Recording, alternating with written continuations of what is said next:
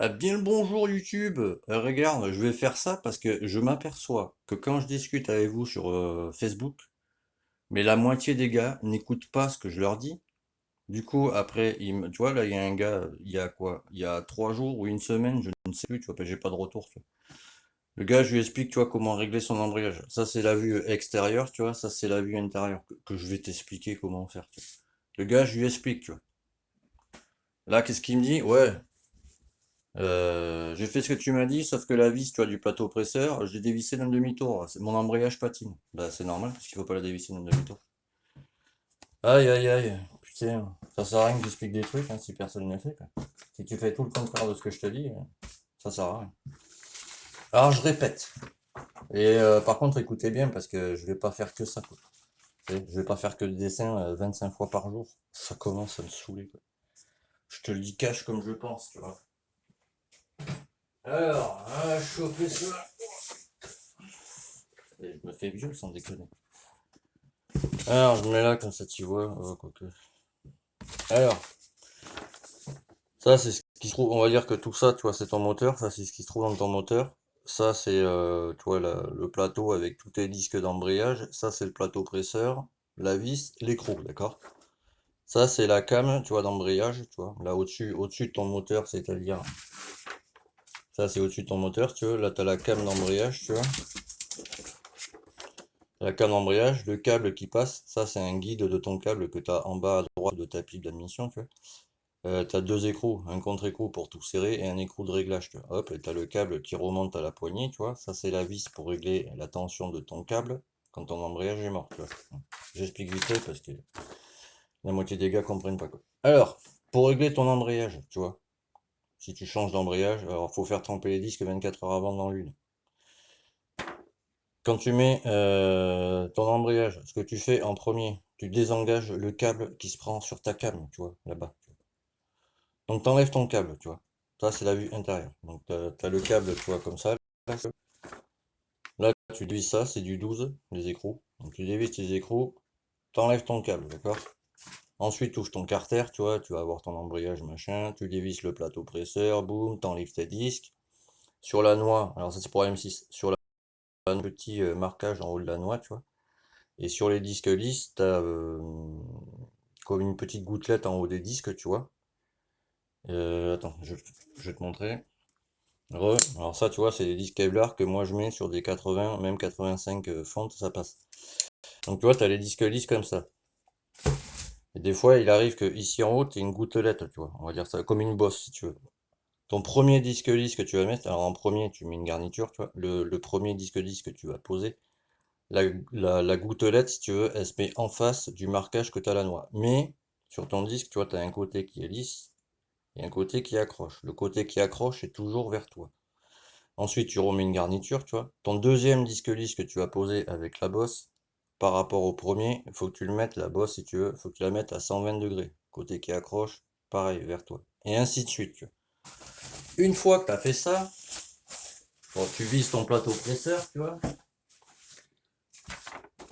Pareil, sur le plateau presseur, tu vas avoir une flèche qu'il faut caler en face du poinçon de la noix pour que ce soit aligné. Pour que ton plateau, en fait, plaque contre tes disques. Donc tu vises ton plateau horaire, tu as les 4 vis, boum. Une fois que c'est fait, tu enlèves la vis du milieu, tu vois, avec l'écrou que tu as au milieu de ton plateau, tu vois. Elle sert en fait à régler la tige, donc l'ouverture, si tu veux, de ton embrayage. Donc pour ce faire, tu enlèves la vis, tu vois, tu enlèves l'écrou. Une fois que c'est fait, tu prends une tige, un tournevis, ce que tu veux. Tu passes à l'intérieur, tu vois, à la place de la vis, si tu veux, et là tu vas tomber sur la tige, là. Donc tu pousses la tige jusqu'au fond, tu vois. Ça fait que la tige poussoir, en fait, elle va pousser la bille qui va pousser elle-même la tige. C'est pour ça qu'on enlève le câble. Là, ta came, elle va se pousser comme ça, tu vois. Une fois que c'est fait, tu remets la vis, tu vois. Tu la visses, et à un moment donné, elle va arriver en butée contre la tige poussoir, tu vois. Dès que tu sens que tu es en butée, tu redévisses à peine, mais pas d'un demi-tour, tu vois. T'es vraiment à peine. C'est-à-dire, tu vois, tu visses, dès que tu sens que tu es en butée, hop, tu redévisses à peine, tu vois, mais vraiment à peine. Une fois que c'est fait, tu tiens avec un gros tournevis la vis, tu vois, ton plateau, c'est ça, et tu visses l'écrou. Faut surtout pas que la vis bouge. donc tu serres l'écrou, boum, ça c'est fait.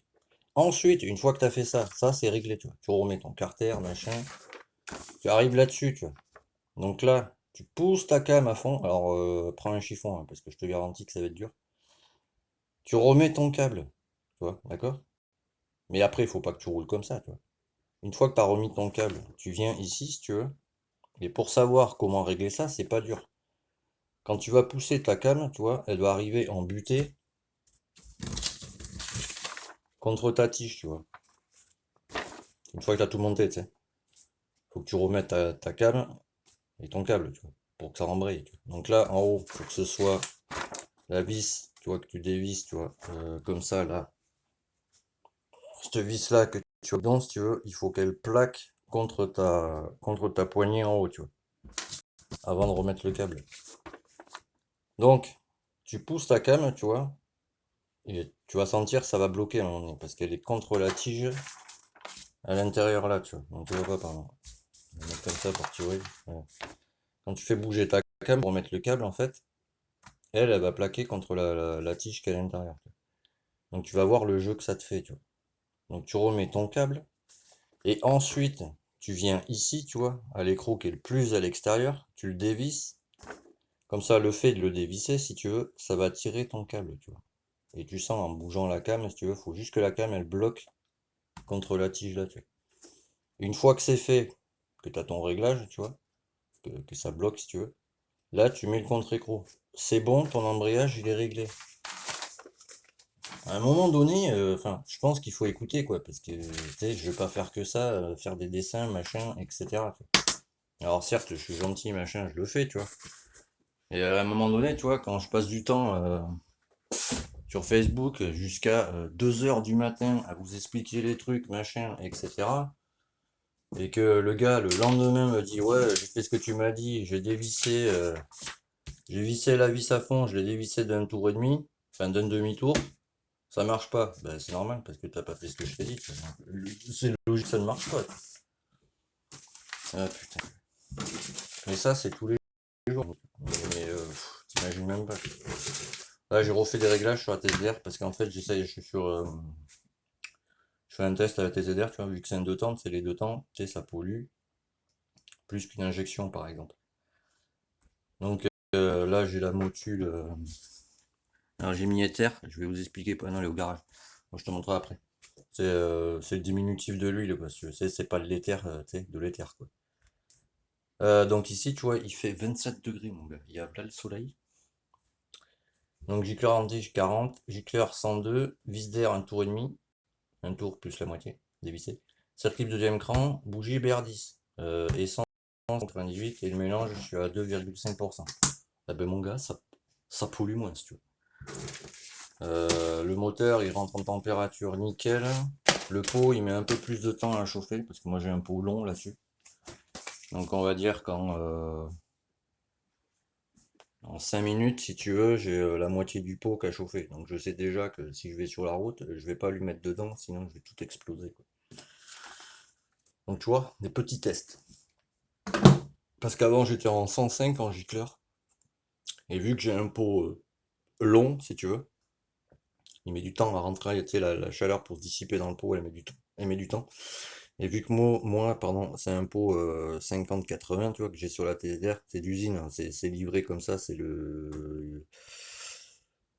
C'était fait sur mesure à l'époque, c'est le Yamaha 5DU. Il y a zéro bride si tu veux dedans, même dans la cartouche, il y a plusieurs mitraillettes qui sont entrelacées. Mais si tu veux, vu qu'il met hard de temps pour rentrer en température, tu as toujours des petits résidus d'huile là.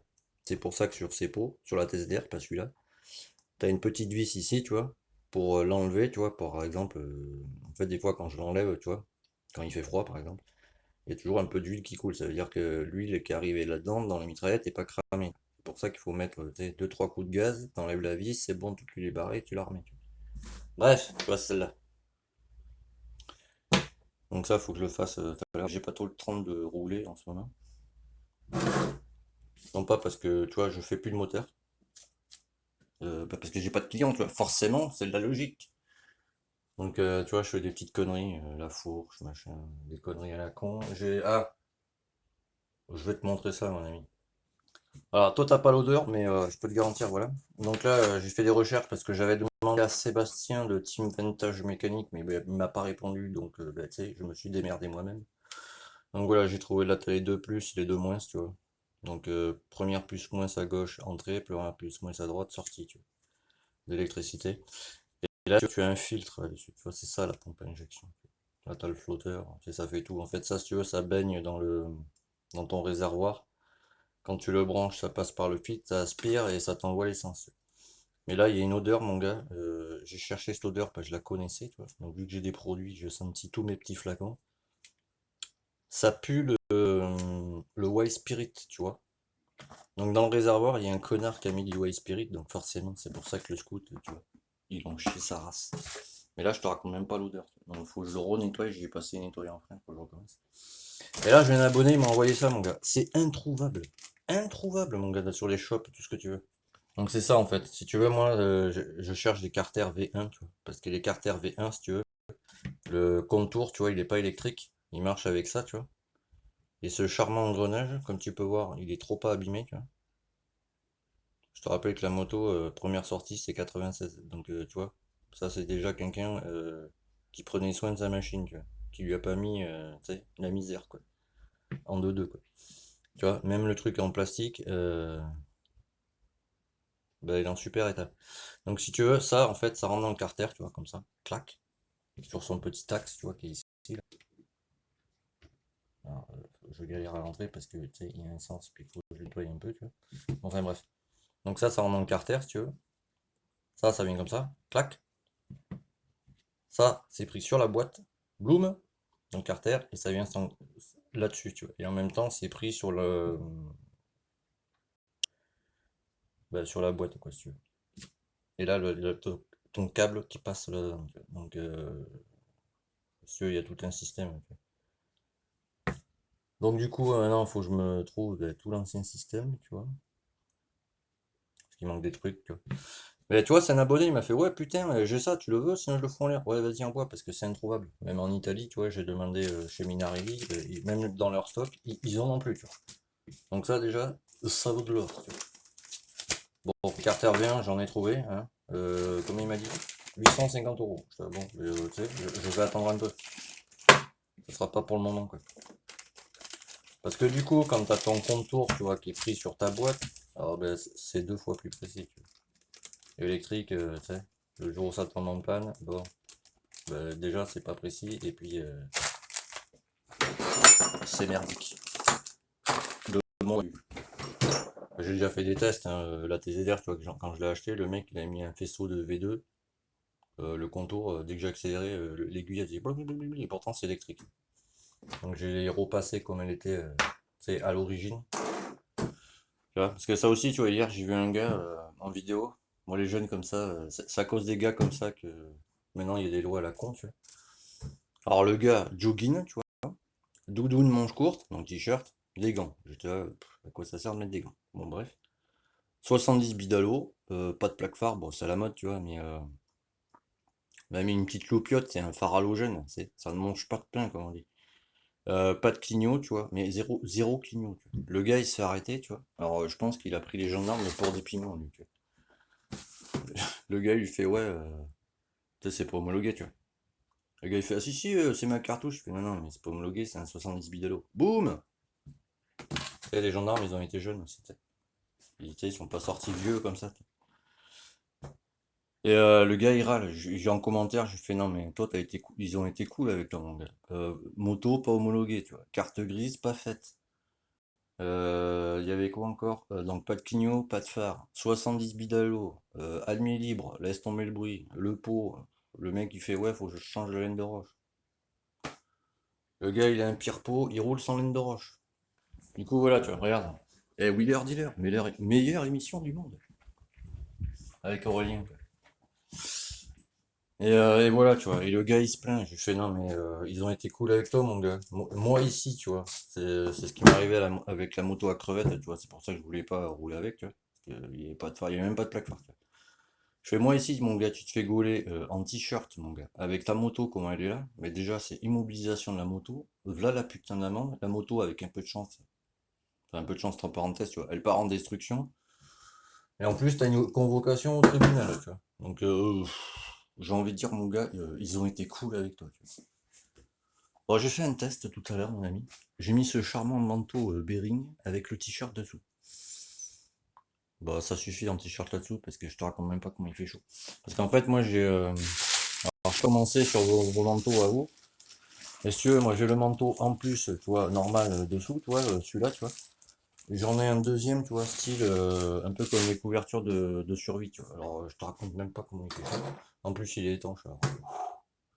Donc, je pense que, tu vois, je vais rouler en t-shirt là-dessous. Bon, ouais, donc je voulais vous montrer ça vite fait. Ça, je vais le faire aujourd'hui. Parce qu'il a fallu que j'aille rechercher des circuits parce que j'en avais plus du coup. Du coup, j'ai rechopé une cale aussi. Parce que l'ancienne, en fait, elle était tordue parce que ça, c'était monté à l'envers là-dedans. Je me demande pas pourquoi. Donc ça, je verrai tout à l'heure si j'ai le temps pour le faire. Et je referai une vidéo là-dessus pour vous montrer comment moi je monte le joint spi, machin, etc. J'ai fait une petite bourde sur la vidéo d'hier. Donc du coup, j'ai pas pu la mettre en ligne. Parce que j'avais déjà fait un truc, si tu veux. Et si tu veux, moi, le joint spi, tu vois, je le mets comme ça. Mais après, par-dessus, si tu veux, je prends une grosse clé ouais, une grosse clé. Tu sais, une douille de cliquet, mais assez balèze, tu vois. Je mets de la graisse partout autour, tu vois. Et boum, je le remets dedans, tu vois. Bon, lui, il est bon, tu vois. Donc, ça, c'est juste de la crasse, tu vois, qu'il faut que je nettoie. Mais il est en parfait état, tu vois. Le ressort derrière, il a rien, tu vois. Je l'ai vérifié tout, donc nickel. Le cache-poussière, il a rien non plus. Il y a juste, tu vois, j'ai nettoyé l'intérieur. Parce qu'il y avait de la rouille. Je pense qu'il a dormi dehors, tu vois. Ah, voilà, tu vois. Donc, je ferai la vidéo tout à l'heure. Bon, je vous laisse là-dessus. Pareil, mets ton petit pouce en l'air, ton petit commentaire, machin. Il y en a un, il va se reconnaître, t'as vu, j'ai pas dit aujourd'hui, tu vois ce que je veux dire. C'est vrai, je le répète assez souvent. Il va falloir que je fasse ça mieux. Et pareil, je rappelle sur Instagram, et j'y vais de temps en temps. Donc, si t'as un Facebook, contacte-moi par Facebook, parce que tu vois, c'est tout à l'heure, il y a quelqu'un qui m'a dit qu'il comprenait pas les branchements, tu vois. J'ai fait du MVT-DD, mais c'est pas dur, hein. Ça, c'est le régulateur, tu vois, 4 broches. Tu vois, il y a 4 broches, une, 2, 3, 4. Ça, c'est des trompeurs, c'est le petit tube bleu que tu as en haut, tu vois. Le fil jaune, tu le branches en haut à droite. Et tout ce qui sort de là, en fait, c'est tout ce qui est régulé. Donc après, tu t'en fais ce que tu veux. J'ai fait au plus simple, histoire que tout le monde comprenne. Donc voilà, sur Instagram, c'est Motard Junior 40. Sur Facebook, c'est Yannick Camiel. C'est la TZR noire, tu sais, que j'ai d'habitude. Et sinon sur Google, c'est Restore 5 ans. Si tu veux m'envoyer un moteur, même une réflexion, hein, une vidange, que sais-je, un réglage carbu, ce que tu veux, t'as vu. Ouais, je vous laisse là-dessus, moi je continue.